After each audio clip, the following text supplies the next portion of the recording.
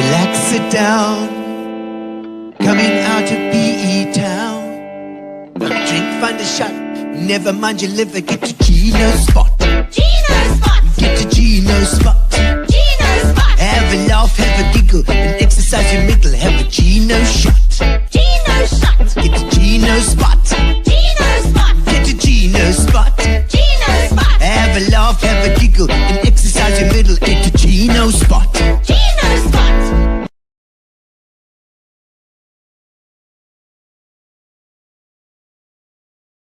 Ladies and gentlemen, welcome to Gino's Spot on a Monday afternoon, which we don't normally do Monday afternoons, I know, only when there's something special going on, and we have major rehearsals tomorrow night with the Sensational 7, which is our brand new center stage show. If you haven't got tickets, get them now, because there's I know there are a few left, but that seating plane is pretty full.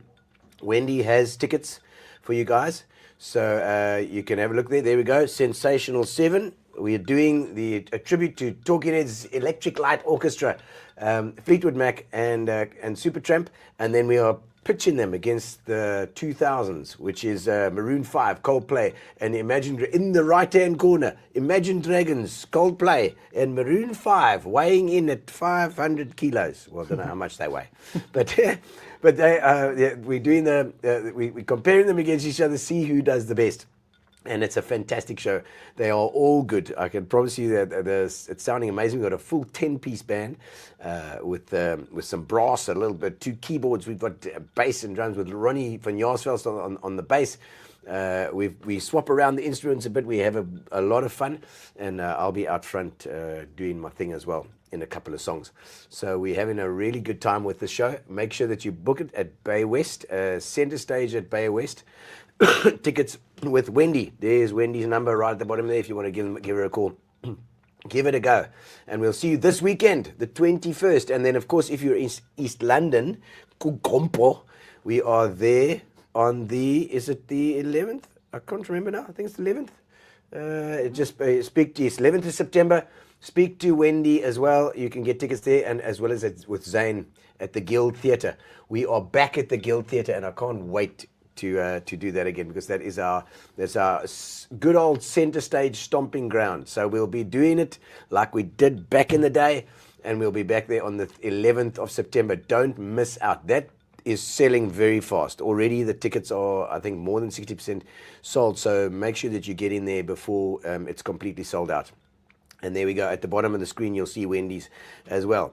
Of course, lots going on at Bay West as well. We've got plenty of shows. Just pop over to the Center Stage at co.za website, and you can see there what's on the go. They've got it, I think, Once Upon a Song as well. Also have on the go Tuba Mieki. Of course, Tuba is going to be in our show as well.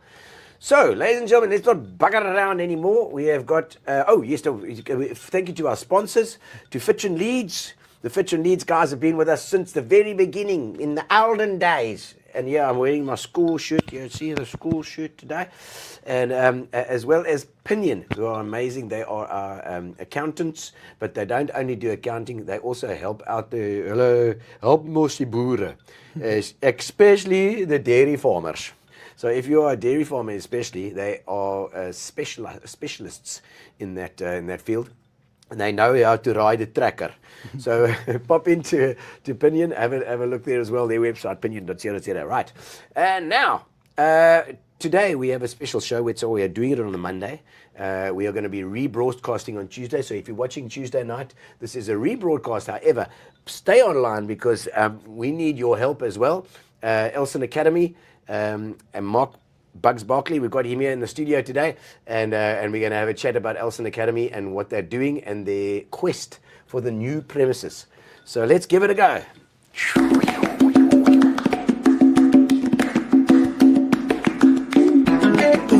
welcome to the show. Now it's your turn to shine. We're gonna have a lucky chat tonight. Another good time. And here we are, Mark Barclay. Welcome to the Gino Spot studio. Thanks, Gino. You know, good afternoon. Yeah. It's actually ridiculous that you haven't been in here more often. I know. Because I think there was possibly, during COVID, there was possibly something we did with Gino Spot. I can't remember. No, we did. We went around the homes. It was, yes. We did like a party. Yeah. We did a party. And we had to introduce ourselves as a family and then dress up as a certain Yes. thing. It was quite a lot of fun, but it brought us together. It did, eh? It did. Wasn't it? I'd forgotten about that. No. We did. Everybody had to introduce themselves. We had a party. It was an online party, and wasn't it for the? It was for at that time 15 years or 15 years. It was the 15 years, and this year it is 21. 21. There's 21 today. Yeah. 21. Got the key. Yeah, got the key at the door. Never been 21 before. Yes, it, yeah. So now we need, Yes. Yeah. we're actually looking for the key for a new door for ELSEN Academy. So now, I think first of all, for people that don't know what ELSEN Academy is, just a brief description from the principal himself. So let's quickly go back, a brief history. So started in 2006 by your wife, Philippa. Absolutely. Catherine, and then there was a third person who was a psychologist. Yes, Christina. So we owe a lot to her as well in those formative years. Started in a little church building in Warmer. Of course, at St. Bernadette's. Yes. I remember carrying stuff into there. Yeah. I do. With 13 children who marched into that school on I think the 13th of January 2006. Yeah. That was when my association started because my son, my oldest boy, Andrew, he then became one of those founder 13 students. He had come from Cape Recife. Wasn't happy, opened the newspaper, one of those EP Express, the newspaper the next day. There was Philippa's advert for starting a school. Went the next day, met her, and we enrolled, and then it was a full working hard on me, and I owe a lot to Philippa because I was at another school, St. George's College in those days. Oh, yeah. And she kept planting little seeds that hang on your heart. Your journey is to ELSEN. And then 2009 we moved into our current premises. I must say from the onset, Ken Denton, our landlord, he's been very, very good to us. We've got a wonderful working relationship with him. I know he catches a lot of negative publicity.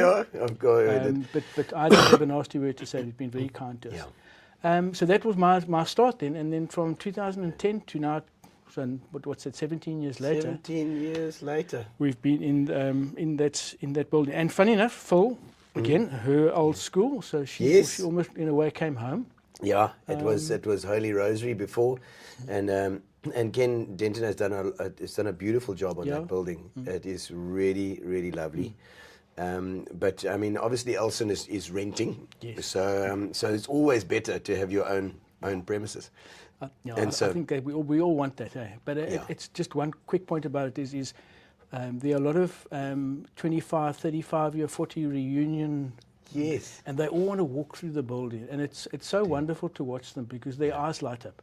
Yes. Their old building is still being used for education. School. And that's the most important thing. Just as long as those classrooms that they sat in are still being used for teaching. Yes, I absolutely love it. They do, and it's the Shamrocks. I think the Shamrocks are was Trinity, Holy Rosary, Marist Brothers, and Priory. I think they're all together, and they do. They've a lot of the HRC old girls have come through there, and I know Philippa does the tours as well, and it's lovely. It's lovely to see. And a lot of that building has been kept to its original thing. So you can still see the little bridge going there, and, across to the hall from the main building, and then that main building is now being refurbished as well. Hey? And Gino, what people don't realize, when he knocks down certain areas, he actually doesn't buy another brick. He uses those same bricks and stones that were the original part, and he uses them again. Okay. I don't think I've ever seen a truck load bricks off there, because he just makes sure that everything gets reused that was once part of the building, which is a beautiful story. Yes, it is good. And there have been some changes, but I think that, if you look in that building now, it really is, it's lovely. The stonework is amazing, and he's kept to that. That theme, the original heritage of the building. I think he's as much as he can there. So obviously, like I say, I think the point is that ELSEN is now grown to, I think, just under 150 kids. Is that right? Yeah, and we've been operating now for 21 years. This is our 13th grade 12 class. Wow, 13th grade 12 class. So we're now well established in our Kobega area as a neurodiverse school, and we must always frame it correctly. Neurodiverse as opposed to the old term of special needs. Yes. Our kids are They write caps, matric exams. Normal. So all they have is really a learning barrier of some sorts. Yes. And to find that right area, right teacher, right environment, Yeah. and they can reach their full potential. Which Yeah. again, you are Oh also yeah, a parent. my boy Key was battling it in mainstream and he just flew. Yeah. I mean, he eventually he's got his degree now. We were just talking about him now. He's got his degree and he got A's in his at Varsity College now. He's working. I mean, just that confidence that he needed just to get through, and then he was on his way flying. No limits to learning, eh? Yeah, it's true, absolutely. And I've when so many children have gone through that, gained that confidence, moved on to a better place, as opposed to if they'd been in mainstream, just possibly sliding into, And that's for me one of the saddest things, especially when they're arriving at ELSEN in high school. Yeah. And then there's so much emotion attached to how they're feeling about themselves. Yeah. And you almost wish that parents would have done it a bit earlier. Yeah. You see the through-print from those that are coming in the foundation phase. Yeah. When they sit with our foundation phase teachers into the IP, I wish every child would arrive at that time because early on, because yes. then they time to remediate. They don't have to go through all that sickle where they're battling and everybody else is okay, and they're the ones that's sickling all the time, and they're ostracized. And so it just breaks them down. Yeah, and they know it. Yeah, they know it. They absolutely know it. And I think, like you say, if you catch it early as a parent, you can't be selfish like that. No. Because you, as a parent, you want your child, oh no, my child's fine, he's going to get through. He just, goes on and does it. But you've got to come to the realization that my child needs a little bit of extra help here. Yes. And then once they get that, the earlier they get that, the better. They call it a foundation phase because it's a foundation phase. Yeah. I mean, there's In there. a meaning to it. Yeah. It's and laying again, that it's also class size matters. Yeah. The quality of your teacher. And I mean, I can't sing my teacher's praises high enough. It takes a special person to work in that environment day in, day out. And no one holds a gun to them. They choose to work in that environment, and they are exceptionally good at it. Yeah. I'm biased, but I reckon I've got the best teaching staff in the world. I agree with you. It does take a special teacher. They have to have done remedial as well. Especially in the junior school. Over and above their teaching degree. And so these are teachers that have really thought, okay, well, I want to do something extra here. I want to give that little bit extra. And you can't buy that, it's a hard thing. Yeah. And then, of course, it's a private school as well, which makes things difficult because you're relying on fees. School fees, obviously, there's a lot of application to grants, to trust funds, but you're not always guaranteed. So when they do come, it's obviously fills a large gap, but you can't bank on that. So Catherine, our finance lady, has got to be very, very prudent with finances. Yeah. Got to work closely with parents in terms of their ability to pay fees. Yeah. Because at the end of the day, there's part of my job is also to look from a business point of view, and that's the finance point of view. The rest, that's the head part. The rest can be the hard part. You can work with kids because they're not a business. They learners. Of but course. the finance part has to be run like a business. Yeah, it does, and that's tough for a school.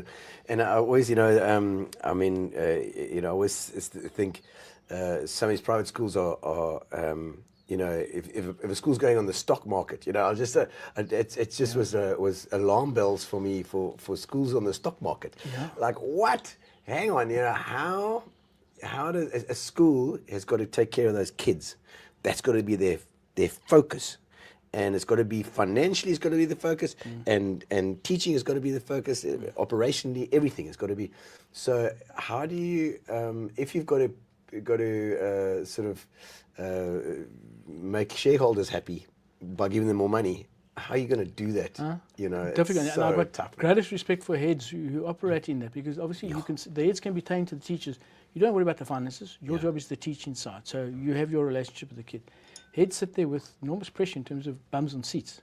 Yeah. Why is there an empty seat? Yes, why is there an empty seat? Yes. We want our money. Yes. I mean, the shareholders don't even know where their money is. They just want profit. Yeah, and I mean, we realistically, and I don't say this flippantly, we realistically go out today and fill ELSEN. Yeah. But it's not the the learner that needs to come to ELSEN. You must be neurodiverse. Otherwise, there's no real need for you. Of course. We will turn children away who are academically too strong. Yeah. Yeah. You don't need us. Then go mainstream. They must be in the mainstream. Yeah. It's for those guys. That's the one thing with ELSEN as well. It's a non-profit organization, so that means that there's whatever profit goes back into the school, which is the best thing for a school. I still think, and then obviously we've got to have the right teach. You've got the right teachers. You've got the right and the learners don't choose. They generally the path gets put in front of them. Yeah. And if they can come to that party, if they can join the school and afford the fees, then they're on that path and they're going. Yeah. But it's not a parent's choice. Yeah. To come. You have to be like I said, you have to get over that barrier of being like, oh no, my child is fine.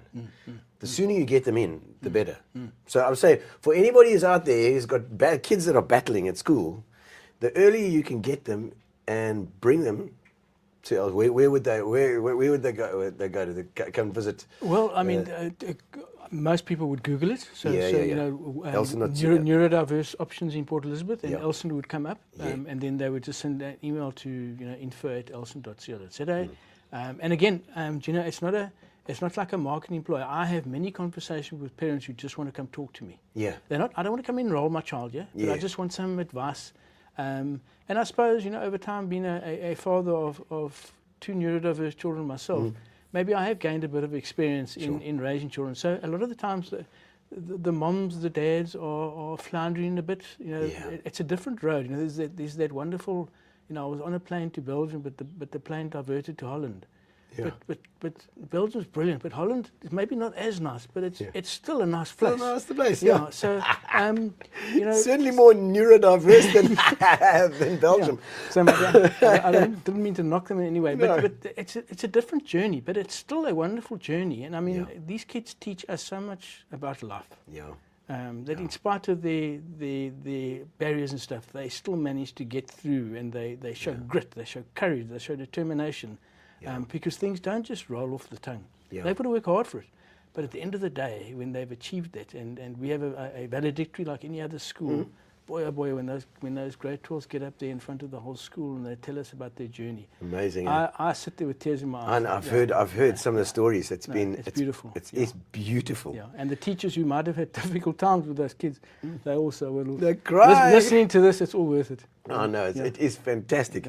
Yeah. And Philippa's also putting some things on the teleprompter here. She says we do offer financial aid as well and it's not always so. Even if you don't find that if the fees are too much, we can look at financial aid as well. And again, that's sometimes a parents feel very proud. They don't necessarily want to humble themselves. Yeah. But you know what? A good turn to you will one day be able to do that good turn to someone else. Yeah. I firmly believe that. It's what makes the world go round. Trade swap. We need more trade swaps. That's what we need. Yeah. Oh no. And I mean, as far as the new premises. So this we've been looking around for new premises all over PE. For a long time. So if anybody's got ideas, let us know as well. But we have also found. And you were talking about the fact that you were principal at St. George's College. Were you at St. George's Prep as well? No, just at the college. So the college, they were scared of losing prep kids with an older brother. So the older brother would go into grade 8 somewhere else, and then they would take the junior one out as well. So the prep would be losing two kids, so to speak. So they wanted to start a college. And I came on board in 2001. Okay. And soon after that became the headmaster there. So I cut my teeth as quite a young teacher in how to start a school. Because when the college started in 2001, I remember opening the doors in the current building where they are now, St. George's Prep, in the music block, and I had 6 kids behind me, and that was the whole school. So that was quite daunting. But again, you grow up quickly. You throw in the deep end, and you learn things very, very quickly. Yeah. And now St. George's Prep is selling their premises, and ELSEN Academy is looking to get it. And look at there's the poster. a once in a lifetime opportunity for ELSEN Academy, which is I know we're in the running for it, I believe. Okay. Yeah. And so I mean, look at that. That is the most beautiful property. I mean, we've got to obviously get the money together, and that's what's happening at the moment, doing fundraising as well. Yes. I suppose we looked at all sorts of options. Yeah. So all this has happened very, very quickly. So it's not, and we've had to move quickly.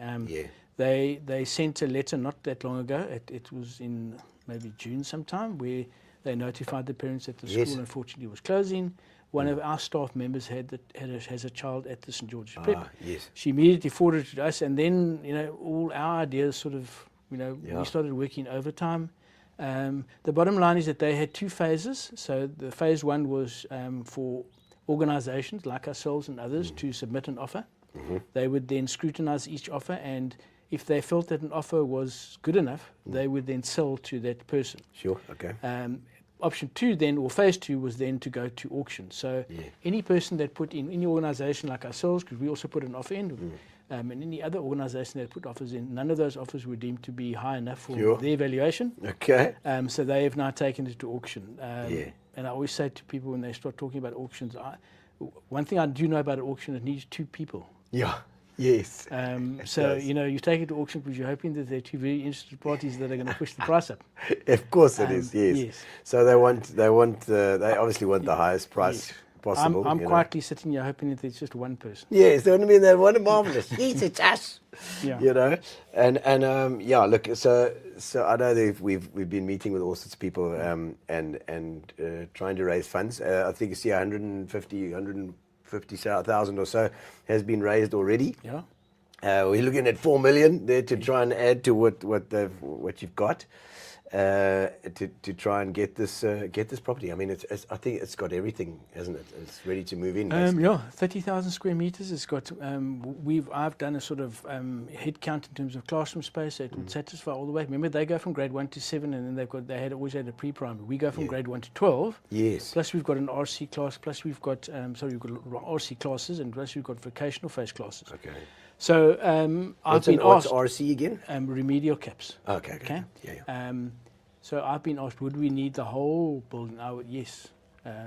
Also, it's got a beautiful big AstroTurf at the back. The swimming pool. Swimming pool as well. Listen, it's a massive campus. 30,000 square meters. No, it's big. So and beautiful classrooms. I mean the Knockfearner, the double-story front building. That's the old house. Yes, built in 1899. I mean that's heritage deluxe. 1899. 1899. Wow. And I mean there's a whole story to that. But a beautiful building. And I can just imagine. Yeah. Come 13th of January next year, our ELSEN kids have been dropped off. Imagine in front of Park Drive. It'd be absolutely amazing. Yeah. So I will. We hope that we can get something together, and we hope that the auction goes away. If not, well, then we have to soldier on and find a property.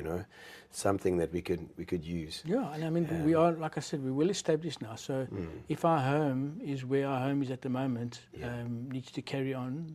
The sun will come up tomorrow, and we will carry on. It will. And we remain positive. At the end of the day, it is about the children, about the learners. It's not about anything else but providing for the learners. So the classrooms at ELSEN current property and the one potentially the new one, the same teaching is going to take place. Yeah. So of course it will just carry on. Yeah. Well, I see there's some comments coming up here. I see Alan Barclay. Is that your boot? Yes. There we go. So proud of you, Mark, and also ELSEN community making a significant difference to many young lives. He's obviously very biased. Yeah. Yeah, he's biased. And I see another Alan there, Alan Stratton. Yes. How's it, Alan, from my PEYC Good man, club? Yeah. He's also a parent. The Saints of ELSEN, absolutely. I think that all the parents are keen on getting this. The response and the comments. I mean, I went to my doctor last week. I go for my annual checkup, my cholesterol checkup, and the first thing he says to me is, "How's it going?" He didn't ask me how I'm going. How's it going with ELSEN? So it's definitely doing its rounds, which is nice. If people didn't know about ELSEN in Port Elizabeth, I think they do now. Yeah. Yeah, and not only from a schooling perspective, but also to possibly help. And if anybody's got any ideas, let us know. And if anybody wants to do partnerships and things, and we're open to anything. I'm open to meeting anyone. Yeah. Meet anyone, talk to anyone. Yes. Engage with anyone. Again, there's no monopoly on knowledge here. Yeah. I say to a lot of people, I'm a trained educator. Yeah. When it comes to acquiring properties and stuff. It's another story. Yeah. No. Come and help me. Yeah. Yeah, that's it. No, bugs. It's bugs, eh? Yes. So bugs, is that from school days? It comes originally from my dad. Oh. He had, as a young grade 1, 2, he had 2 big front teeth. So it comes from Bugs Bunny. Yeah, of course. And then when my older brother started school, he was then also called Bugs. And then when Alan, he's the second one. When he came to school, he was called Bugs. I was then called Bugs. And then my younger brother Peter was, and then my mom was called Mrs. Bugs. So when my school friends, when I'm talking, a lot of them, like even Alan now, he'll call me Bugs. When people say, hello, Mark, and I'm in their company, they go, who's Mark? Yeah, exactly. Yeah. It's strange how they think, but that's such a schoolboy thing, you know. It's always like everyone's got their name. Yes, yeah. Everyone's got their name. Yeah. And in your case, it's just your brothers were too close together, probably. They're just like, we'll just call him Bugs. But yeah, my dad used to love it because when the girls started phoning, and they would say, can I speak to Bugs, please? And he would Bugs say, speaking? Bugs speaking. Of course he did. No, this is not Bugs. I promise you, this is Bugs. This is the real Bugs. This is Bugs. So he loved it. No. Yeah. Okay, were you born in PE? Yes. Okay, Yeah. born, bred PE, yeah? Spent 2 years in the army. It's the only time I've ever been away. Otherwise, I've lived all my life. Where did you grow up? What suburb, whereabouts? So we actually moved around a bit. We lived on a farm in Edda. Oh, And we used to travel in. Yeah, yeah, good. Lived in Did you farm there? Yeah. Oh, my word. Citrus farm. No ways. Yeah. I was actually born, left hospital and went back to the farm. Yeah. Crikey, Sanford. And then went straight back to the farm. Yes. Put on the Put on work, a tractor, the tractor go. Come pick oranges and nuts. Yeah. Then we lived in Central for a while, and then in Mill Park, which was lovely. Was your dad teaching, or did he also teach? No. My dad always owned his own businesses. He was just, he never wanted to work for a boss. He was pretty much like you. Yeah. Wanted to work for himself, and he was always involved in the coal business. Oh. And back in the day, that was a big thing. Coal? Coal, yeah. So he was digging in the mines. He used to arrange for the trucks to come and load the coal off at the station. Jeez, and then drop it off at the hospital was big in those days. They used to use an enormous amount of coal, and he had that. I'd say he was always business orientated. Okay, gee whiz. And then your mom from here as well? Your mom also from here. She's she proudly calls herself a Karoo lady. From Grafenet area. A Karoo lamb. Yeah, she went to Union High in Grafenet. Oh, Union High. There we go. And then I can't really remember where my dad and mom meet, but my mom always says that my dad chased her around. Of course he did. Yeah. Right, and so you went grade junior? Grade junior, grade senior, really? All of us. So grey right the way through. Great-grandfather went to Grey on the Hill, the old building. Okay. My father went to Grey, and the 4 of us. Oh, you mean at the Donkin? Yes. Ah. Yeah, the original Grey. Yeah. Yes. That's, what do they call it now? Is it... can't remember what it's a MSC building now. I think. But it still looks nice. It does. Looked after, which is nice. Yeah. Yeah, it's also a very nice heritage building there. I don't know what's happened to the next door, the hotel. Yeah, it's not looking good. Because that was also, it was a special hotel. They redid it and then it didn't go through there. Mom and Dad met on Tinder. That's what he says, Alan. I don't know if Tinder was around. No, you know what they used to do? They used to rely on alcohol and bad judgment. That's what they relied on. Oh my word! And then Andrew's saying, "I'm so proud of you, Dad. Oh, there's your boykie." And how far ELSEN Academy has come since it was my school years. I hope the ELSEN Academy gets the building. Yay! Thanks, Andy. Yeah, he's a great marketer for. He is. Well, most of the students are actually. No, you're right. Yeah, yes, you are they right. do, and the parents. Yeah. A huge respect, Cuz. That's a Cuz. Debbie Kempton. Okay. Kempton Jones, is that right? Yes. There you go. Players for huge successes. Excellent. We hope so. Lovely messages, huh? Yeah, and so, sports. What did you do at school? I tried everything. Everything. But my main sport, my dad was a good cricketer. So back in the day, he was a wicketkeeper batsman. He captained Eastern Province B side. Wow. He didn't quite make the A side. Okay. So Dave we Brickett, keep him away. No. I'm joking. My dad's a bit older than Dave Brickett. How is it? I played against Dave Brickett. Okay. And then, so we all were keen cricketers, all four of us. Can you imagine the games that we had in the backyard? Yeah. Hey, that was a thing, eh? Do they still do that? Because like a tennis ball, cricket in the back garden, a piece of grass, and you would play cricket. The whole day? Yeah, and then rugby, you would play rugby against each other. Yeah, crikey. No, so we had a ball growing up in terms of sport. Shame, my poor mum, she was surrounded by 5 men. So she deserves a medal. Sam, she's 99, and I must give her a medal at some stage. Oh, my because word. I think she deserves one. Jeez, and we have 5 boys. I was just listening to a podcast the other day saying that in the like how to it was a thing on how to survive in the Middle Ages. And surviving as a woman was so much more difficult because if you didn't have daughters to help you around the house, you had to do everything. Yeah, and she literally did it. I mean, she would come and she would serve us. Yeah. We would all go sit down, and then my mum would be in the kitchen, and then you lazy bastard. I know. If I think of it now. So when Jill, my wife, wants to come and serve me, no, Jill, you let me come to the kitchen. She says, no, I want to do it for you. So as long as she's happy doing it for me. Yes, she wants something. Doesn't Phil serve you? Not a chance. Not a chance. I have to beg. I'll do it myself. No. We share a little bit when we can. I do dishes, there's certain jobs. Okay. Share them out. 50-50. Oh, that's the way to go.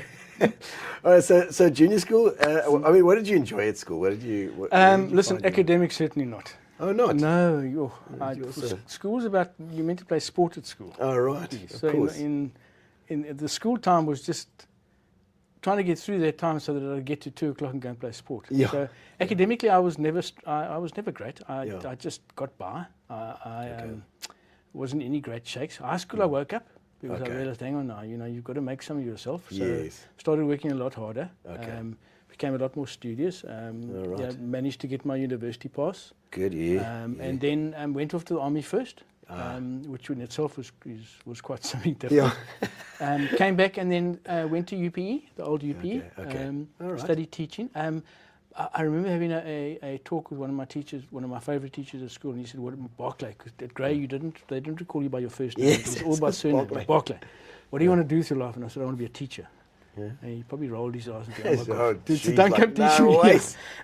Don't do it, man. And it's never changed. And when I look back now, I would have my teaching career all over again without a shadow of doubt. What was it that pointed you towards teaching? No, I think I loved the interaction from the school point of view. I loved in my younger days as a teacher, I was involved in a lot of sport.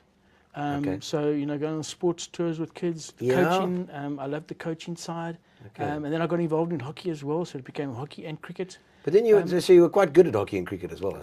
Reasonable, yeah. So I mean, if I may, so yes, I did make the EP the 13 side. So that's probably my claim to fame. Then I managed to play for the Grey first team. Received colours, which is our highest award for there. cricket. For cricket. Okay. Did you ever play against Fires? Oh, lots of times. No. Fires would tell me that I was the happy hooker. Because when I used to come into bed, he used to try just to bounce me. And sometimes I used to catch on to him, and sometimes I didn't catch on to him. But all he would do is would run in like a mad thing, steaming in and just pitch everything, and he's off of the pitch and let the ball fly over my head. Many games against Fires, but he was a competitive guy. Yes. Very much so. A VP boy, as well. So I kind of tend to have a bias for him. No, good man, Fires. But I love Fires because he's always got so much energy and so much positivity in him. And he's like, come on, let's go, Anything, let's go. Yeah, and how he was then, how he is today hasn't changed. No. He's still the nice guy. Still he is.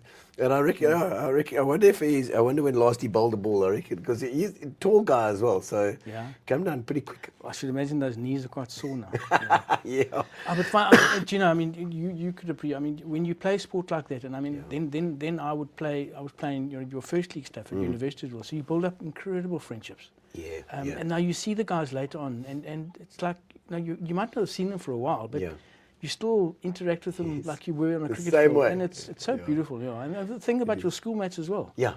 You come back after reunion, you haven't seen a guy for 10, 15 years, but you just reconnect. Exactly. It's like a brotherly bond. It's like, because you've grown up through those formative years, you really know somebody inside out, So even if they've got wayward or whatever, you know what they really are like in that thing. So it's crazy. And I don't know. I think it's generally about PEs, or PE just are thoroughly nice people. Yes, it is. It's true. By and large, just good people. They are good people. And okay, so was varsity then? Was army was another story. For those of us who had to go to the national service, you meet all sorts of people at army. Yes, but listen, you grow up quickly as an Engelsman. Yeah. You learn to speak Afrikaans. You do. You learn to understand the swearing in Afrikaans. Yes, What's your sonny's oaks.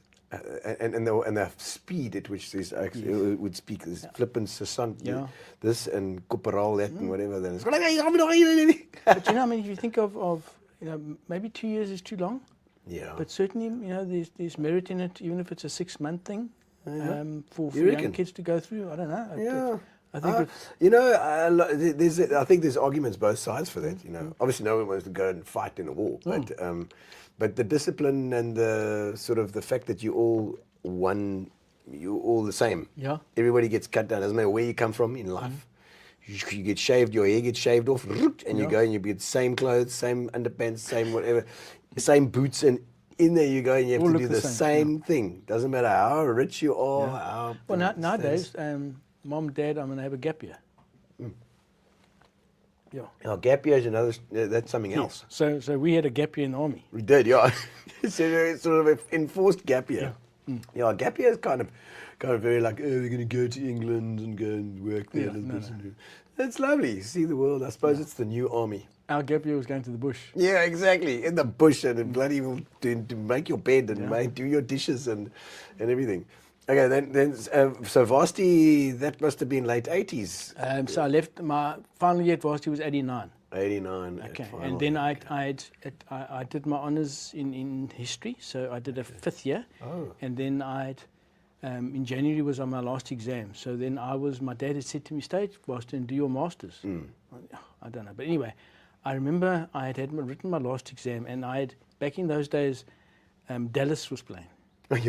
But I mean, remember, evenings used to stop when Dallas was on. But I couldn't obviously watch Dallas the night before because I was learning for my exam, so I taped it.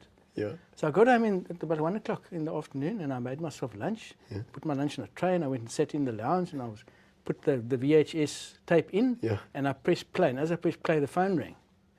I thought, I'm going to watch Dallas now. So go to the phone, and it's a guy by the name of Mr. Blackbird, who's the headmaster of Westring at the time. Yes. And he said to me, Mark Barclay, I said, yes. He says, listen, my history teacher has fallen on his back and he's injured himself. Are you able to start teaching tomorrow? Oh, wow. Yeah. Jeez, okay. I got a job. What's Dallas? And it was for the end of the term, so you're taken off that whole term. So I got dressed the next morning in a jacket and tie for the first time. Drove off to school, had a short interview, and then said, fine, there's your classroom, off you go now, and you go and teach history. You've got an honours degree, you know how to teach history. No ways. And I taught that to that end of that first term. Governing body post. Yeah. Okay. Well, in those days, I don't know, there weren't governing body posts. Wasn't it? Yeah, so... Oh, so you just, they just paid you for... I wasn't, so I was basically paid like the equivalent of a first-year teacher. Yeah. And during that time that I was at Westring, a teacher left Alex in my field as well. Okay. So my field back in those days was history and geography and a bit of junior maths and things. And I applied for the post. And so before the end of the term of Westring, I had then been employed in a government post at Alex. Yes. So in April of 1989, I started teaching at Alex, and I spent 10 years there. I had a wonderful time. Alexander Road. Yeah. And was from it then... Peter Manser? So even before, so it was a guy by the name of TBC Heath. He was headmaster. Dr. Jeff Ilsley was then the deputy during those days. Okay, yes, he left and went to Pearson. And then Peter Manser came in as the deputy. Okay. But I mean, so if I think of TBC Heath, Mr. Heath, Peter Mensa, Jeff Ilsley, I got to work under 3 wonderful Brilliant. headmasters. Yeah. Brilliant people. Really, really clued up about education. And, Yeah. you know, as a young teacher, I would impress upon young teachers, look out for those people that are good at what they do and copy them or learn things from them, because you Yeah. never know that you might need those skills. Yeah. And I worked with wonderful staff. A mentorship kind of thing. eh? Oh, no. And it's so important because you need to play it forward. Well, And you say guys those were your mentors at that time. I had a shadow of doubt. And then I had very good HODs. So guys who were 10, 15 years older than me, but got to middle management. And then as a young teacher, from that first day, there's your matric class. Yeah. So it wasn't, we'll gradually build you up and you can teach 10s and then the 11s. No. Off you go. That's the one. That's grade 12, yeah. Because remember now, I'm coming out of varsity, what am I, 22, 23. Yeah. And you've got some of those guys who are 19. Yeah. And they're 6'5" rugby players. Yeah. And now they've got to sit down in class and listen to me. So yeah, you learn quickly, but it was a good exercise. And like I say, then Alex was a wonderful school. Yeah.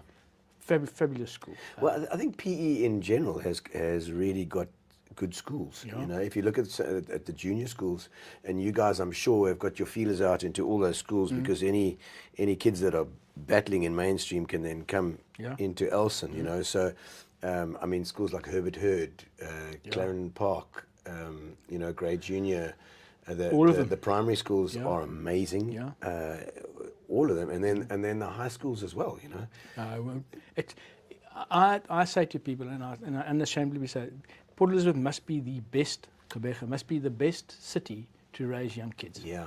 Because if you look at if you are able to, then you go in the private route. So you've got your Priories, your Theodores, your Woodridge, your Grahamstown schools, and then your government schools are fabulous schools. I mean, you mentioned if you Lorraine, Herbert Hurd, Charlotte, Summerwood Primary, and then when you get to the high school, I mean, I find those high schools sickle because of there are lots of, how can I put it, some elements that make it difficult for the majority, and I think you have it everywhere. And high school is a different beast. Yeah.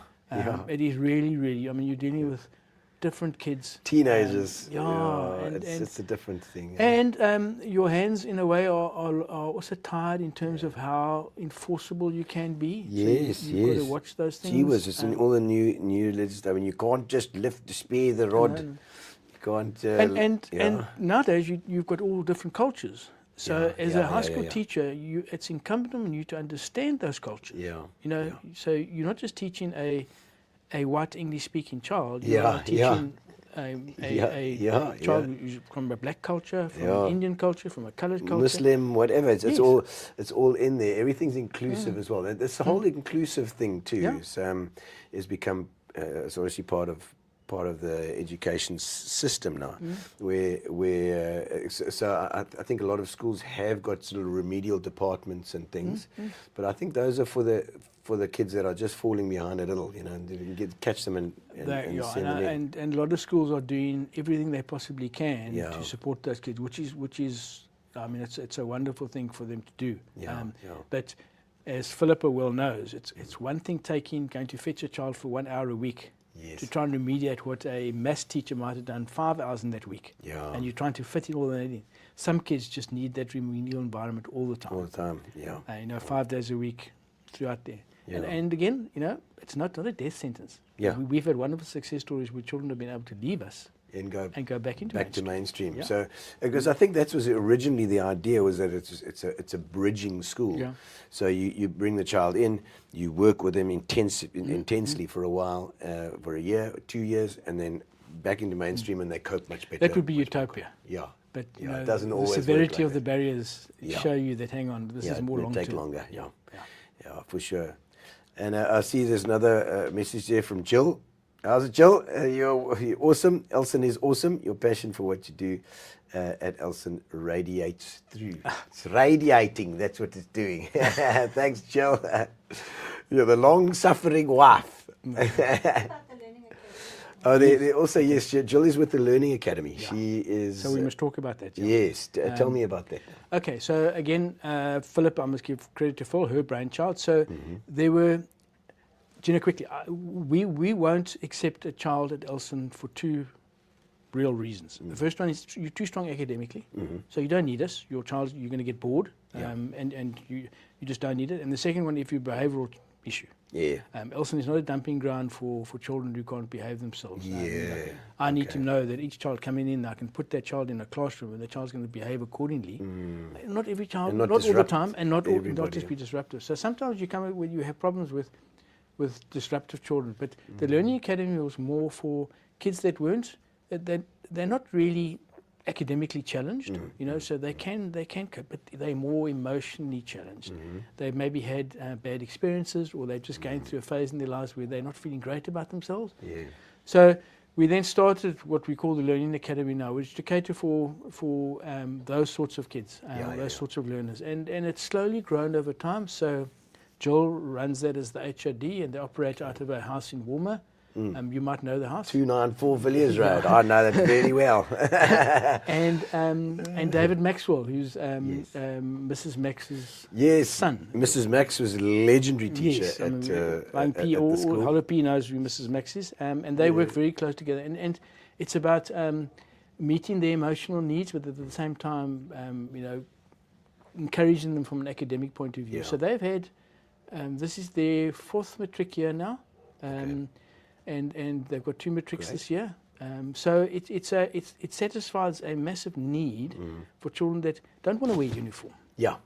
They just if they want to dye their hair green, and then the next day it's yellow, and they want to wear earrings all over the place, no one looks at them. It's okay. Yes, it's okay. They can just be themselves as long as they're working. Couple of rock and rollers. Yes, but it's I love that. And society doesn't have to box them in. And also, it's kind of like almost a place where you can, because they do the curriculum that they do. Is it also CAPS or CAPS as well? But online. But they do it online. So instead of sort of teaching, what do you call it, homeschooling as well, it's better for them to be in a sort of a social environment. Yes, and they then feed off each other. I mean, because that's so important that, you know, school's not only about academics, it's about building up relationships, working with people your similar age, growing up together, you know, sharing stories together. Yes, of course, and building up friendships. 100%. Yeah. You want a bit of that, and homeschooling just doesn't give you that. No. It's going to be online friends, maybe. Yeah.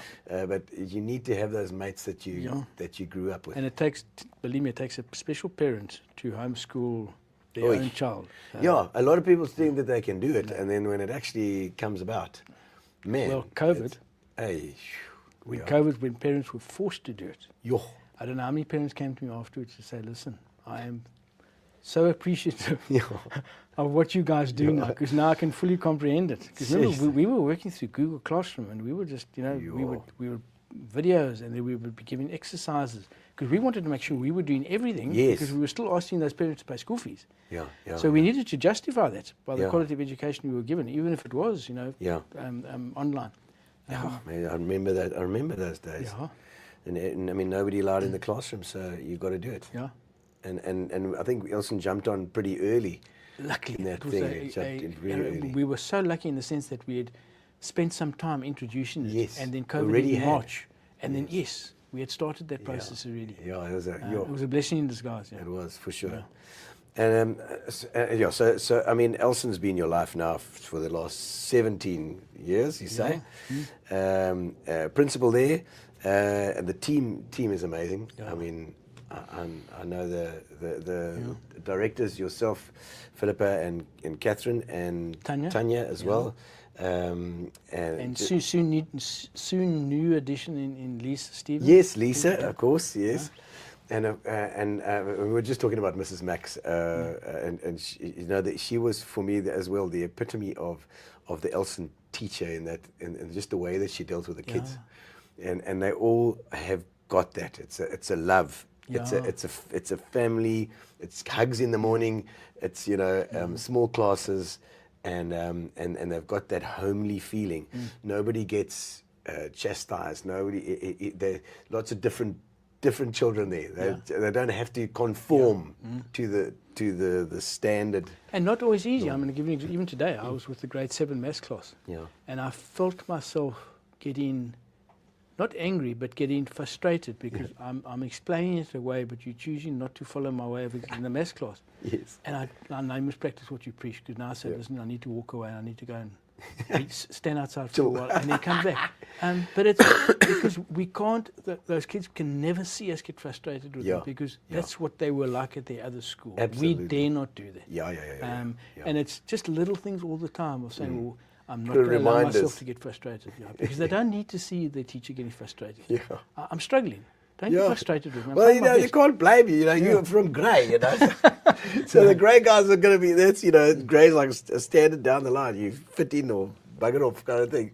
And ELSEN is certainly hasn't got that same thing. It's very diverse. It's very, and I love that. I love that about it.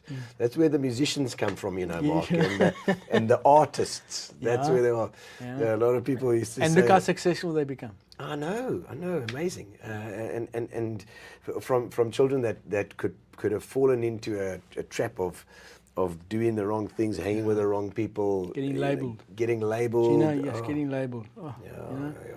And you that naughty child. Yeah. And that's a beautiful thing about ELSEN, because when we talk to the kids, the learners, we say to them, that's history. Yeah. We're not judging you on past history. We don't know you. So come in with a clean slate. And you can visibly actually see them relax, knowing that that's how they've been, they've been accepted. Yeah. And another beautiful thing, and we witness it all the time, when a visitor comes, and spends a week with us. So the child is now going to come to ELSEN. And we call them a visitor because you're coming to spend a week with us. Yes. It's amazing how our kids are so excited to have a visitor. New person. Yeah, it's amazing. And then how kind they are, because in their minds they realize what it was like when they were the visitor. Yes. Yeah. The one coming in the other uniform.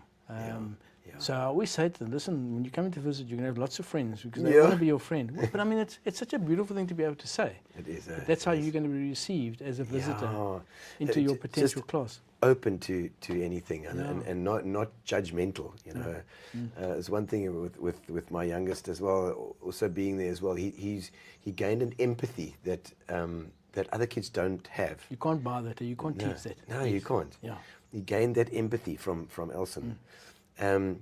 So Mark, I mean, obviously, any last words before we finish up? No, But Gino, I mean, it's all we can do is put ourselves in the race. yeah, for this new property. Yeah. Yes. So if you're not in the race, you haven't got much of a chance. Yeah.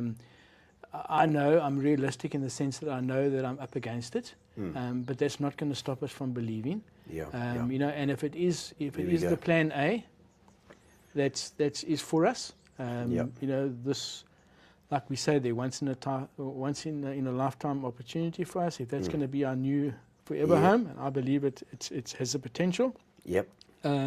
All we can do is ask people to contribute whatever they can to help us make it reality. And if there are many people, I understand that won't be able to contribute, but if they could maybe refer it to someone who might be able to. And spread the word. Spread the And word, spread because the we word. definitely need people to know about it as well. Anyone has Elon Musk's It- email address, maybe? Elon Musk's email address, if you've got it. It's elon@grok.com. Oh, my word. Or spaceship. Yeah, spaceship, starlink.com. Oh, but Mark, thank you so much for joining us Gino, today. absolute It's been great on a Monday. We don't normally do it on a Monday. Thank you for coming in. I'm glad we got you. And this will be rebroadcast again on tomorrow night, 6:30, which is our standard time. We'll set it up.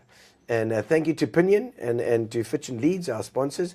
And to thank you to all of you for watching. And then also thank you for helping, if you can, help ELSEN Academy to find their forever home. Let's go. Let's do this. Because it's the kids, I mean, it would just be, it's the perfect place. Perfect. It is the perfect place. The stars must align. The stars have to align. So cheers. Cheers. Cheers, Mark. Thank you for Jim. coming. It's been bloody marvellous. Thank you. And good night. We'll see you next week as well. From Tuesday to Tuesday. 6:30. We'll be there. Cheers. Relax, sit down. Coming out of PE town. Drink, find a shot. Never mind your liver. Get to Gino's spot. Gino spot! Get to Gino's spot. Gino spot! Have a laugh, have a giggle, and exercise your middle. Have a Gino shot. Gino shot! Get to Gino's spot. Gino spot! Get to Gino's Have a laugh, have a giggle, and exercise your middle.